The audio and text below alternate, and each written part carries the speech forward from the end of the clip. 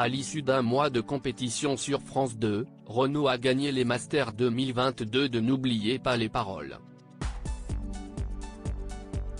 Pour Télé Loisirs, le candidat belge revient sur son très beau parcours. Clap de fin pour les Masters 2022 de N'oubliez pas les paroles. Ce samedi soir, Nagui présentait la dernière soirée de compétition sur France 2. Après un mois de jeu, 4 demi-finalistes se sont affrontés, Renaud, N-4 au classement, et Elodie, N-32, suivi d'Hervé, N-6, et Manon, N-10. Les deux jeunes femmes ont malheureusement perdu aux portes de la finale, laissant le champ libre aux garçons qui ont chacun brillé sur un match. Au terme du duel retour, c'est le Belge du lot qui s'est imposé. Une grande première pour Renaud. L'instituteur a dressé le bilan de son aventure avec Télé Loisirs. Téléloisirs.fr, comment avez-vous appréhendé cette 4e année de participation au Master ? Renaud, j'étais beaucoup plus détendu que les fois précédentes. Mes révisions étaient moindres, ce qui fait que j'avais moins d'a priori, si je perdais. L'année dernière, je m'étais mis beaucoup trop de pression. Je révisais jusqu'à 7 heures par jour. À chaque fois, votre grande frustration est de ne pas avoir suffisamment révisé. Mais comment faire pour ne pas devenir dépendant de ces révisions justement ? Personnellement, j'ai toujours le plaisir de jouer, dans le sens où j'ai toujours écouté de la chanson française. À l'aube de mon parcours initial, je faisais souvent mes révisions lors des trajets en voiture, par exemple. Et j'ai gardé un peu cette notion de plaisir. Le jour où je la perdrai, j'arrêterai de réviser. Avez-vous changé votre routine ? Pas vraiment, je continue de travailler continuellement, une petite heure tous les jours, plutôt que de tout faire à la dernière minute. J'essaye de faire ça progressivement avec mon épouse, qui me fait réviser les mêmes chansons, thématiques récurrentes dans le jeu, notes de la rédaction. Je ne sais pas si je me suis mieux préparé ces derniers mois. Je pense que tout le travail fourni ces 2 dernières années a porté ses fruits ce soir.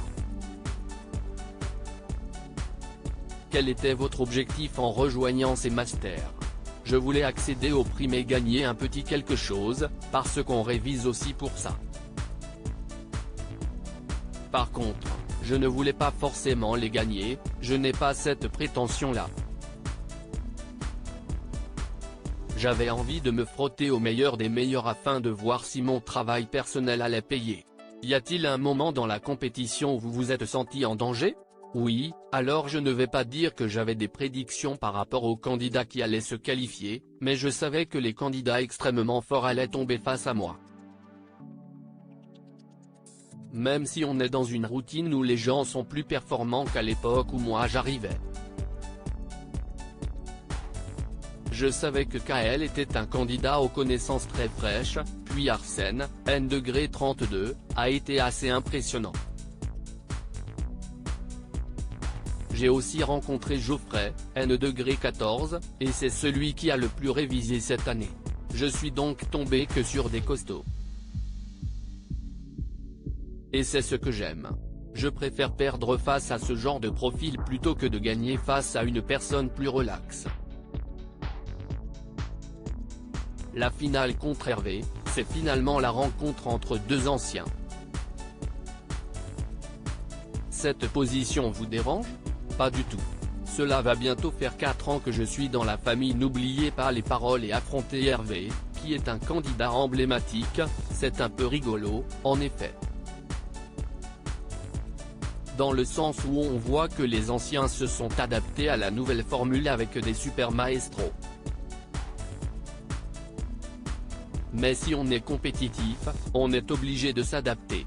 Puis je trouve ça bien, Finalement ça nous pousse à apprendre des morceaux qui sortent de l'ordinaire ou de notre répertoire. Comment avez-vous vécu cette finale? Plutôt bien, même si je ne voyais pas gagnant au vu de la première manche. Ce qui a fait la différence c'est la deuxième même chanson, une inédite Confidence pour Confidence, de Jean Schultes, note de la rédaction, que j'avais travaillé et donc j'ai été assez loin dans les paroles. Hervé la maîtrisait beaucoup moins. Avec cette belle victoire, vous vous êtes finalement prouvé que vous pouvez dompter la pression. Oui et c'est un peu contradictoire. Quand je me mets moins de pression, je suis beaucoup plus performant. Lors de la Ligue des Maestros l'année dernière, que j'ai eu la chance de remporter face aux 4 premiers candidats du classement, j'y suis allé en étant très relâché. Je dirais que j'étais dans le même état d'esprit cette fois-ci. Quoi qu'il arrive, rien qu'en montant sur le plateau, j'ai déjà gagné. Cela m'a fait du bien aussi de revoir des amis comme Tony, N-27, Hervé, de découvrir des candidats plus récents comme Kael et Geoffrey. Quand on parle de famille, ce n'est pas truqué. Vous repartez avec une belle somme. Avez-vous des projets à réaliser avec vos 76 000 €? On compte installer des panneaux photovoltaïques pour pouvoir économiser sur l'énergie, avoir une énergie plus verte. Et puis pouvoir voyager un peu plus loin que l'Europe. À lire aussi Hervé, n'oubliez pas les paroles, le finaliste des Masters 2022 dévoile la date de sortie de son premier album.